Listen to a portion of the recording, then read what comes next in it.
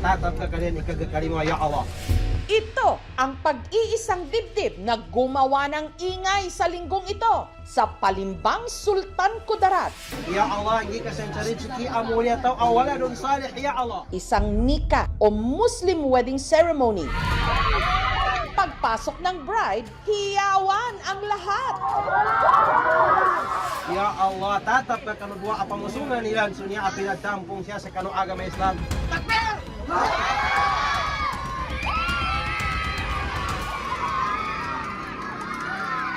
Huwag mong i-deny. Pero kinabukasan, ang ikinasal na bride, halos kuyugin na. Bastos ka talaga. Huwag ka na mag-ano na babae pa. Yung mga kapatid po ni at saka yung mga tito niya po, sinusuntok kahit saan sa likod. Kuwan pa ako ng 45 na baril dito po sa ano ko, kaya ang sakit po. Ang bride kasi na pinakasalan, isa pa lang, biological male. Mag-asawa ka ng babae para magkapamilya ka. Huwag yung lalaki din ang asawain mo. Paano umabot sa puntong naidaos ang kasalan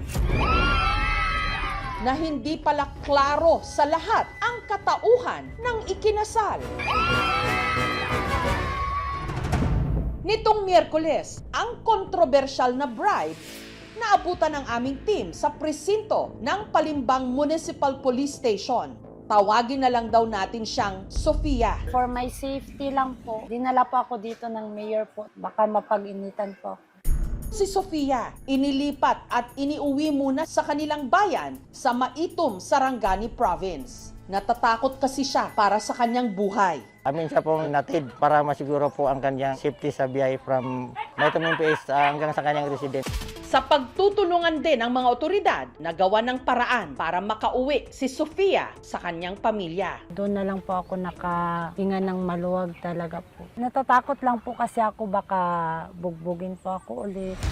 Handa na niyang ilahad ang kanyang panig sa nangyaring gulo. Bakla po ako talaga. Bata pa po ako. Ang gusto ko sana po ang maging trans. Nito lang nakaraang taon, tumibok daw ang kanyang puso sa isang binata na nakilala niya online. Itago na lang natin siya sa pangalang Ali. Nagsimula po kami yan dati po sa ML po. Hanggang po sa Facebook na po kami nagchat-chat. Nag-uusap po kami sa video call po. Hindi po nahalata sa boses ko na boses pong lalaki. Kinalaunan, nagdesisyon silang magkita. Hindi po halata na lalaki po ako. Hindi ko pa po inamin sa kanya na bakla ako. Nahulog po kami sa isa't isa. Makalipas di umano ang 2 buwan. Doon ko na po sinabi sa kanya na ganito ang kasarian ko. Sa personal po talaga. Tanggap din naman daw niya po ako. Minahal po talaga namin yung isa't isa. Nilihim po namin talaga pareha-pareha sa pamilya po namin. Ang pagkakaalam namin, magkaibigan lang po sila. Kung nalaman namin ako na balik Islam, pagsasabihan ko na hindi pwede yung ganyan na gawain nila. Alam ko naman po na bawal po yung magpakasal po sa Muslim, yung lalaki to lalaki po. Gusto ko lang po yun sana yung mag-live-in.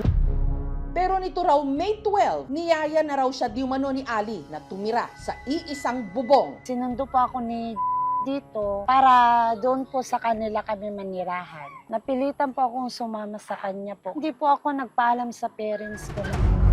Sa kabila ng kanilang pagtatago, may nakahalata na raw sa lihim ni Sofia. Nung isang kapatid na po, nagduda po sa akin. Patingin daw, sabi niya kung babae or lalaki. So, pinakita ko. Pero, niipit ko lang po yung ari ko. Ngunit hindi magiging ganun kasimple ang pagsasama nila sa iisang bubong. Dahil sa mahigpit na paniniwala at tradisyon sa Islam, hindi maaring magsama sa iisang bahay ang magkasintahang hindi pa kasal. Ang nag-isip po ng kasalan po is yung mother niyo po. Wala po akong nagawa nun.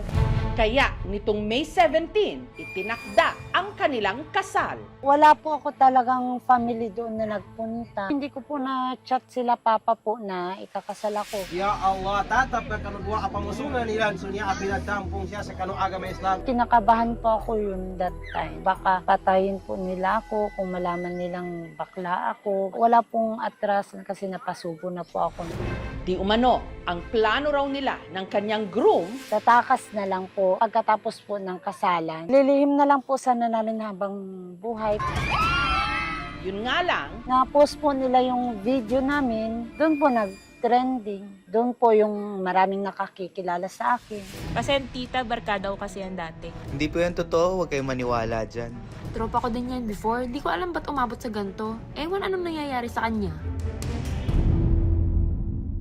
Huwag mong i-deny. at dito na raw nagsimulang magkagulo ang lihim ni Sofia. Tuluyan ang nabunyag. Nagtawag sa akin si Vice Mayor, Kap, kunin mo yung tao doon na kinasal doon sa Sitio Minanga at dalihin mo sa bahay mo. Pagdating sa bahay ni Kapitan, doon na raw siya pilit pinaamin sa kanyang tunay na pagkatao. Amo makasati lalaki ka, apay makipakasar ka te. Tatay na niyang kausap ko, sabi niya sa akin, hindi yan babae kay lalaki. Kausap po nila si Papa na, anak ko yan, sabi niya po, bakla po yan. Di umano, sinaktan siya at hinampas pa ng baril. Yung mga kapatid po ni at saka yung mga tito niya po, sinusuntok kahit saan sa likod. Kuwan pa ako ng 45 na baril dito po sa ano ko, kaya ang sakit po. Dito po ako tinamaan nung gabing yun, dito sa likod. Tsaka dito din po sa ulo, marami din po. Social media reta, nakapost yung pinagkasar kanya, ibag mo babae ka. Nag-alala po ako kasi kapatid ko po yun. Alam ko na po kasi yung patakaran sa Islam na pag ikasal yung lalaki sa lalaki, alam ko may parusa po talaga. Ano naman kaya ang nangyari sa groom? Sinadya ng aming team si Ali sa kanilang bahay sa Palimbang, pero iba ang bersyon niya ng kwento. Sa buong relasyon namin, hindi ko po talaga alam na bakla siya. Kung nalaman ko talaga noong pa man na bakla siya, matagal na akong umalis. Bawal kasi sa Muslim. Si Sofia raw ang kauna-unahang naging nobya ni Ali. Ang pakilala niya sa akin, Sofia Fernandez. Magandang ugali niya ba sa akin? Taliwas sa sinabi ni Sofia na 8 buwan na silang may relasyon. Ayon kay Ali, nito lang daw Marso sila nagkakilala. March 19 po. Sabi niya sa akin, magkita raw kami. Naging kami. Niyaya niya ako dun matulog sa kanila. Walang nakalata sa mga kamag-anak ko at saka magulang ko na bakla talaga siya. Hindi talaga namin expected na bakla. Sabi ko na, marami pang babae, maghanap ka na ng babae. Ayon kay Ali, hindi rin daw totoo na nagtanan sila. Si Sofia raw ang may gusto na matulog sa kanilang bahay. Kung May 12, maghanap talaga ako ng trabaho doon. Tapos sabi niya sa akin, umuwi na tayo. Sabi ko, bawal doon sa amin na magsama yung babae at saka lalaki na hindi kasal. Kasi haram. Magpakasal na lang tayo para hindi maging haram doon sa inyo. Yung ginagalaw ko na siya, pinipigilan niya yung kamay ko. Sabi niya daw sa akin is magpapakasal muna daw bago meron daw mangyari sa amin. Nagtulong-tulong na po yung mga pamilya ko sa akin. Napagandaan yung kasal ko. Oo, ito po yung sinuot niya nung kasal po nila. Feel na feel talaga niya na ikakasal siya. Sa tradisyon po ng Muslim sa kasal, dapat po malaman ng kanyang magulang. Kaya po yun, pinuntahan yung magulang niya. Ang sabi niya, hindi niya nakita yung magulang niya. At dumating na nga ang araw ng kasal. Yung hating gabi, sinabi ng tito ko sa akin, mga pinsan ko is bakla siya. Pinanindigan ko naman, paano magiging bakla yung asawa ko. Pinakita niya naman sa akin, kalahati lang. Hindi ko lang talaga alam kung iniipit niya yun o ano. Kinabukasan ng umaga, marami na naglilipada na chat sa social media. Pinanindigan niya na babae siya. Hindi na ako matahimik talaga. Galit na galit talaga ako sa kanya. Kasi po yung niya talaga ako at saka niya yung lahat ng mga pamilya ko. Nagsinungaling pa siya. Huwag yung lalaki, hindi naman sawain mo. Wala kang mapapala lalaki. Mabuti kung Huwag mong i-deny. Hindi namin alam kung may nanakit sa kanya kasi nung kinuha siya ng barangay, inahanap na namin yung kamag-anak niya. Hindi namin gustong saktan. May batas naman. Saan niya po kaya nakuha yung pasa? Siguro doon sa pagtakbo niya, kasi nakadapa siya. Binugbog po talaga ako ng mga tao po doon. Pinagtatakpan po talaga nila yung nangyari sa akin. Kung mapatunayan na sinaktan siya, talagang magkakandak po kami ng investigasyon against po sa nagsakit sa kanya. Pwede niya ikaso, physical injuries. Kaya hindi pa ako nag-file ng kaso po. Ang sa akin lang po sana na gusto ko lang po sana maareglo. Samantala, hindi pala ito ang unang beses na si Sofia nagpakasal sa isang lalaki na itago natin sa pangalang Ibrahim. At kwento niya, iba raw ang pakilala sa kanya ni Sofia. Pangalan na ginagamit niya, Nicole. Nakakilala kami sa Facebook at email. Yung profile niya kasi, babaeng-babae talaga eh. Nagpunta ako sa kanila. Tama ko daw yung isang anak kong lalaki. Yung nalagaan na naman niya. Doon nahulog yung loob ko sa kanya. Hindi ko pa rin alam na bakla siya. Hindi siya umamin. Tinatago niya yung sarili niya sa amin. Nilihim ko po yung kasarian ko sa kanila po. Pati yung lalaki nilihim ko po. Hindi ko po sinabi sa kanya. Ang relasyon nila nauwi rin daw sa kasalan. Parang laro-laro ko lang po. Hindi ko naman ini-expect na ayun na magpakasal kami kaagad. After kinasal namin, yung dapat may mangyari sana sa amin, wala na ko ng gana kasi gusto niya patay yung ilaw. Ayaw niya pahawak. Nakasipit yung paa niya. Ilang araw pa raw ang lumipas bago natuklasan ni Ibrahim ang totoong pagkatao ni Sofia. Una, disappoint talaga ako. Yung nalaman na may bakla siya, hindi na namin pinatag, nauwi na talaga namin siya. Ang marriage in Islam is very much respected. Nikah is always something that is followed religiously. Kailangan yan man and wife because the intention is for procreation. Even in the civil code, it is also not valid. It is still considered as void ab initio in the civil code. Marriage has always been considered as a union between a man and a woman. Aminado naman po ako na nagsinungaling po ako sa family ng una ko pong naasawa. Nagahingi po ako ng pasensya na nagawa ko po yun. Galit na galit pa rin. Dahil sa ginagawa niya, nasira yung pagkatao ko. Wala na akong iharap na mukha sa mga tao. Mas mabuti na masampahan sa ng kaso para hindi na niya ulitin. Dahil sa napasok niyang gulo, nag-aalala ngayon si Sofia para sa kanyang buhay. Meron daw pong case na pugutan din daw po ako ng ulo, tapos firing squad daw po. Tatakot lang po kasi ako. Natatakot po kami sa masamang mangyayari sa pamilya namin. Naawa po ko, baka balikan po nila kami. Tapos wala po kaming mataguan. Wala po kaming nasabi na binabantahan namin siya. Napatayin siya. Nothing in the Holy Quran sanctions the penalty of death. And the proper Islamic maxim here is la darar wa la dirar, meaning you cannot correct a mistake with another mistake. If you look at the Philippines, wala tayong penalty for that.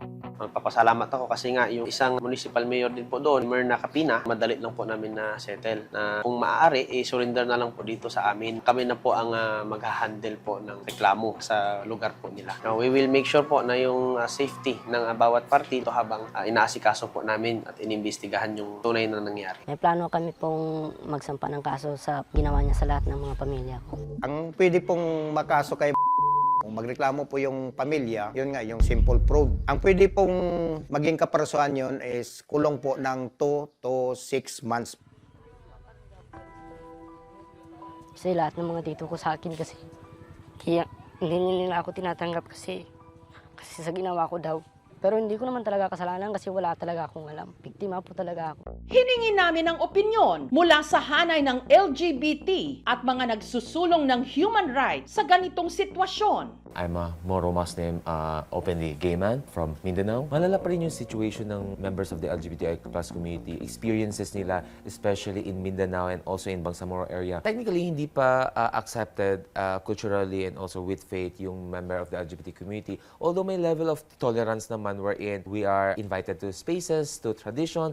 At some point, medyo naintindihan rin namin yung challenges kasi na being experienced rin ni Sofia. Kasi pag ikaw ay isang transgender at nahulog na loob mo sa isang tao at alam mong may malaking consequences yung pagbubulgar mo ng gender identity mo, sometimes mahirap umamin kasi gusto mong i-pursue pa rin yung pag-ibigan nyo kasi, you know, you're in cloud 9. Yun nga lang, nag-commit siya ng deception, mali yung ginawa niya and we don't support that but we also understand where she's coming from. Hirap ang pag-ibig sa LGBTQ+ community especially pag nasa area ka ng mga Muslim. Mas maganda pa rin na sabihin mo yung totoo kesa mabuhay ka sa kasinungalingan at idadamay mo pa yung ibang tao. Kahit mali yung ginawa ni Sofia, hindi pa rin yun justified for them to take actions in their hands and beat up Sofia. Kung totoo mang sinaktan si Sofia, pinukpok ng barel, especially with Muhar Organization, we take it as a hate crime. Based on the information that we've gathered, hindi binugbog si Sofia because of what she did. Binugbog siya freely by many people because of her gender identity. Kasi pag biological na babae yung nag-commit nung deception at nung crime na yon, hindi siya bubugbugin. But since transgender woman, so it's a hate crime by standards. Apparently, wala tayong law yet here in the Philippines that really protect people from hate crimes. Sana po mapatawad po nila ako sa lahat po ng nagawa kong kasalanan. Pahingi lang po ako ng pasensya sa mga magulang po ng lalaki. Hindi ko na po uulitin talaga po yun. Kaya ko rin siyang patawarin, basta huwag niya nang uulit-ulitin. Magbagong buhay siya. Sa mga Muslim po, naghingi po ako ng pasensya. Sana po mapatawad nila po ako. Para naman sa mga brothers and sisters natin sa LGBTQI+ community, especially in Bangsamoro or Muslim provinces, alam ko buhay natin ay mahirap, pero dapat mangibabaw pa rin yung katotohanan, mangibabaw pa rin yung consent. Hindi dapat tayo manlinlang at hindi dapat tayo mangloko, especially pag mahal natin yung tao. Hindi masama ang magmahal, pero sa anumang relasyon, mahalaga ang katapatan at paggalang sa sarili at sa kapwa.